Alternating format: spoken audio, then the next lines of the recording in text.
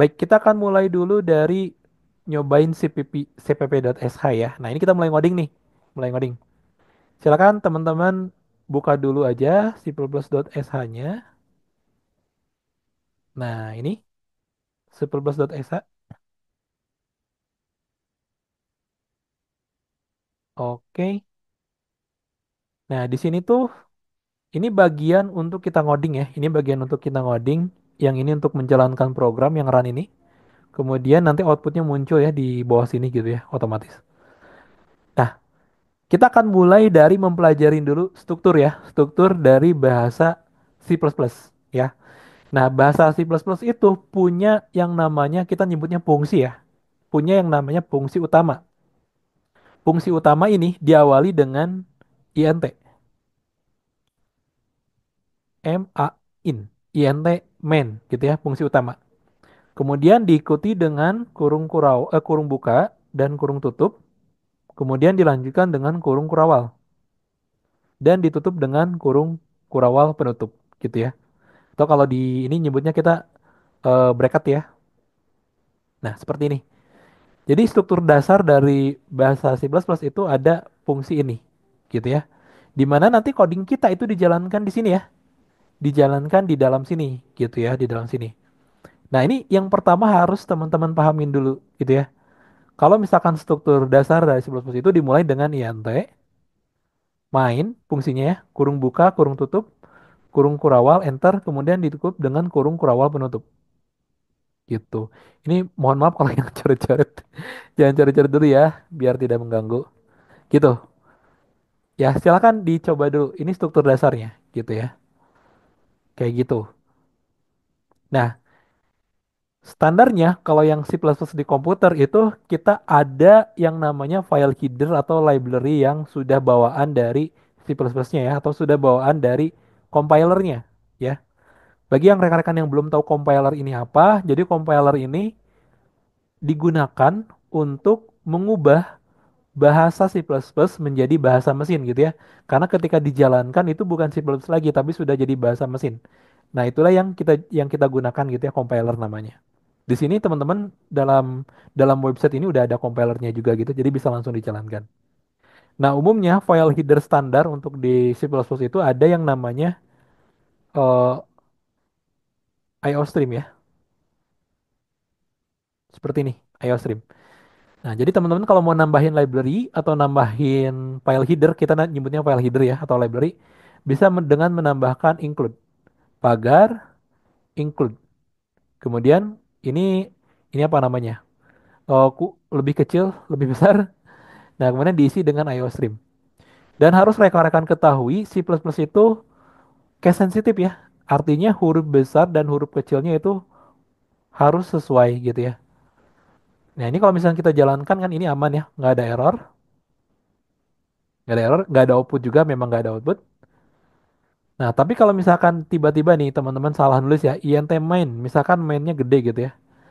Nah, ini akan error.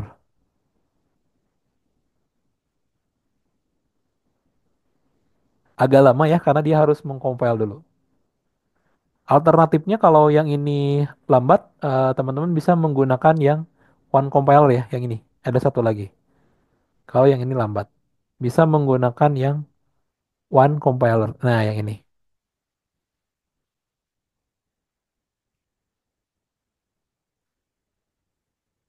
Nah, cobaran ya.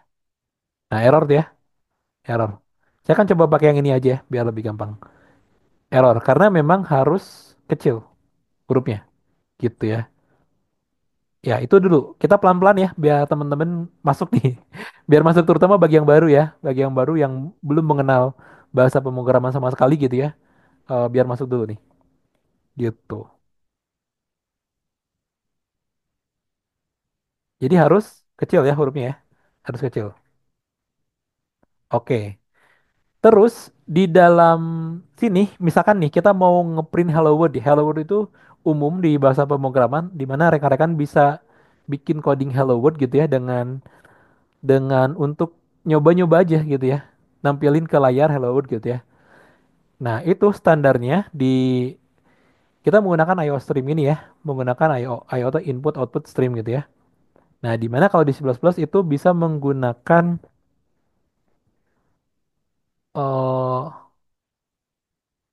ini ada di slide ini saya, mohon maaf saya lupa.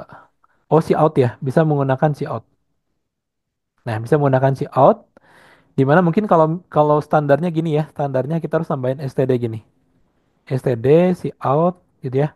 Kemudian huruf apa lebih kecil gitu ya. Nah, kemudian masukin hello world-nya. Hello world gitu ya misalkan gini ya.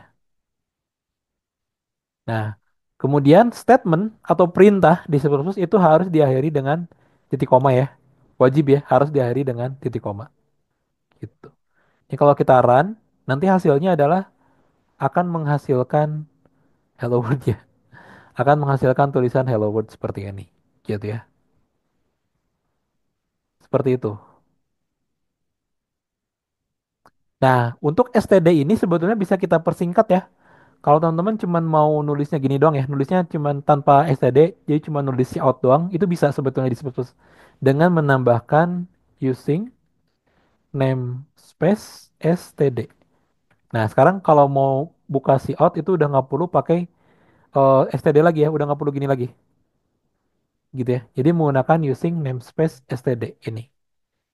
Ini sama, kalau kita run hasilnya sama.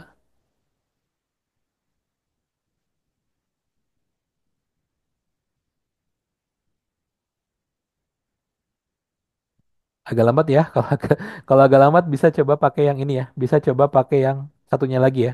Di slide ada yang alternatif one compiler. Yang ini harusnya lebih cepat.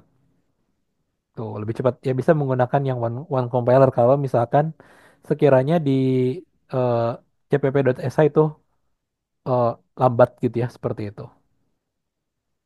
Oke, itu aja dulu. Buat teman-teman yang baru, itu aja dulu ya untuk percobaan pertama.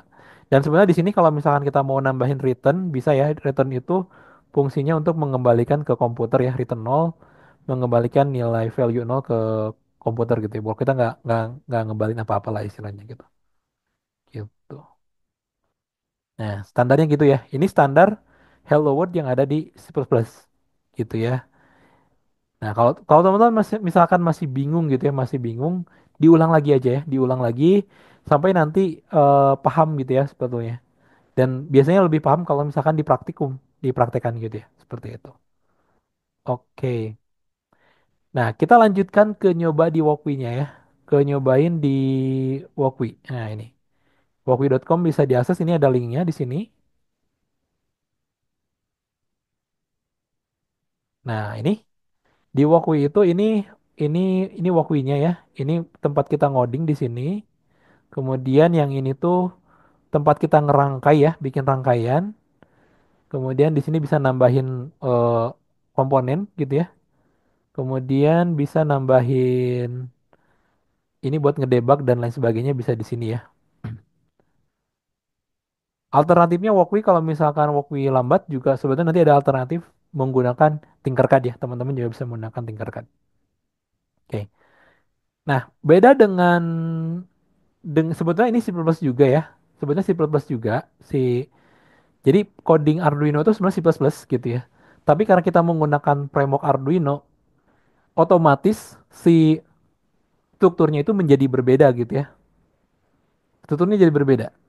Sebetulnya teman-teman juga bisa menggunakan INT main di sini. Jadi kalau mau pakai INT main sebenarnya bisa juga kayak gini. Tetap harusnya nggak error ya tuh, nggak ada error. Bisa. Jadi kalau mau menggunakan struktur yang sama dengan yang ini gitu ya, INT main seperti ini, bisa dijalankan di sini. Nah, tapi kan percuma ya, karena kita menggunakan framework Arduino atau library Arduino percuma kalau kita menggunakan standar yang dari C++ gitu ya. Jadi kita harus menggunakan standar yang framework dari Arduino-nya. Di mana strukturnya itu adalah dimulai dengan void setup ya, kemudian sama ininya kurung buka kurung tutup, kemudian kurung kurawal enter. Nah, terus ada fungsi lagi yang namanya void loop. Kurung buka, kurung tutup, kurung kurawal enter. Nah, apa yang membedakan dari kedua fungsi ini gitu ya? Apa yang membedakan fungsi setup dan fungsi loop gitu ya? Kalau rekan-rekan bikin coding di sini gitu ya, bikin coding di setup itu sama dengan menjalankan di main ya. Artinya cuman dijalankan sekali aja gitu ya. Cuman dijalankan sekali ketika programnya jalan gitu ya. Sedangkan kalau kita jalankan simpen di loop itu akan dijalankan berulang ya. Sesuai dengan namanya loop ya, loop berulang. Jadi kalau misalkan rekan-rekan nulis di sini ya, itu cuma jalan sekali gitu ya. Tapi kalau nulisnya di loop itu akan berulang gitu ya. Akan jalan secara berulang atau terus-menerus gitu istilahnya seperti itu. Kayak gitu.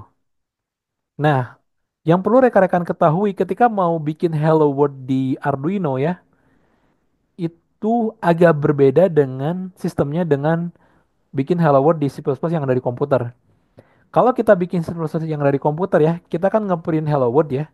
Itu artinya kita bikin codingnya di komputer kita, menjalankan codingnya juga di komputer kita gitu ya. Dan menampilkan Hello World-nya juga di komputer kita. Nah, tapi kalau kita menampilkan Hello World di Arduino di sini, codingnya diupload ke Arduino gitu ya, ke sini dimasukkan ke IC, di mana si menampilkan Hello World-nya itu di komputer. Artinya ada komunikasi data ya, ada komunikasi data antara komputer dengan si Arduino ini. Nah, makanya untuk bikin Hello World di Arduino itu kita harus menggunakan fungsi yang namanya serial ya.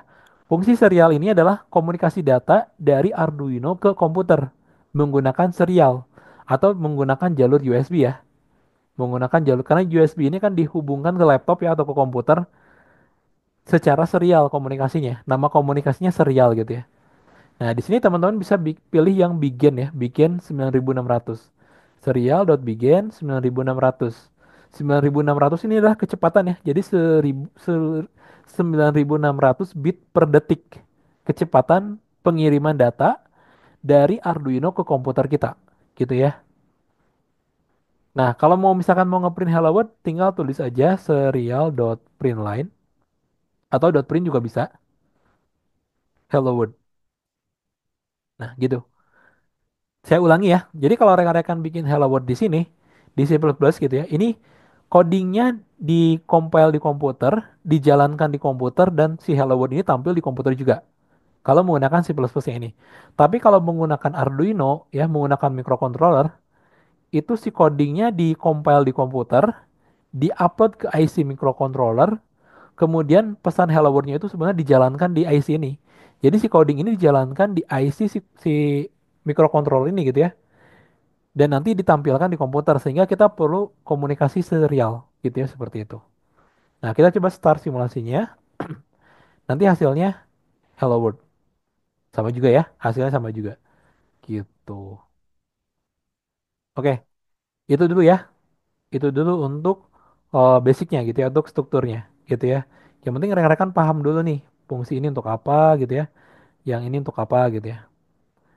Nah, kalau dijalankan di sini cuma sekali ya, tapi kalau kita jalankan di sini itu akan berulang ya, akan berulang, nggak akan berhenti gitu ya. Akan nggak akan berhenti gitu ya. Nah, sebaiknya kita menggunakan fungsi delay juga ya. Fungsi delay misalkan 1000 gitu ya. Nah, buat apa nih fungsi delay ini? Jadi fungsi delay ini supaya dia ngeprintnya nggak cepet gitu ya. Ini kan cepet banget ya. Jadi kalau kita menggunakan fungsi delay, jadi dia nanti ngeprintnya lebih lambat per detik ya. Ngeprintnya dia jadi per detik. Kalau menggunakan si fungsi delay tuh per detik. Nah, hanya saja ini dia ngeprintnya ke pinggir ya. Kalau teman-teman pengen ngeprintnya ke bawah di Arduino itu cukup nambahin line di sini. Cukup nambahin ln. Udah dengan nambahin ln, otomatis si datanya akan ke print ke bawah gitu ya. Tuh, seperti itu. Oke, semoga paham ya. Minimal paham kalau di Arduino itu kalau di setup codingnya dijalankan sekali. Kalau di loop dia akan dijalankan berulang, nggak akan berhenti selama-lamanya gitu ya. Sampai si Arduino-nya mati, habis baterai, atau sampai si Arduino-nya rusak gitu ya. Dan akan dijalankan codingnya berulang. Nah, kenapa kita perlu loop ya? Kenapa kita perlu loop di microcontroller? Karena biasanya microcontroller itu proyeknya itu dijalankan terus-menerus 24 jam. Dijalankan terus-menerus 24 jam gitu ya. Nggak berhenti gitu ya. Makanya kita perlu loop di mana coding kita juga harus jalan terus-menerus gitu ya. Seperti itu gitu ya.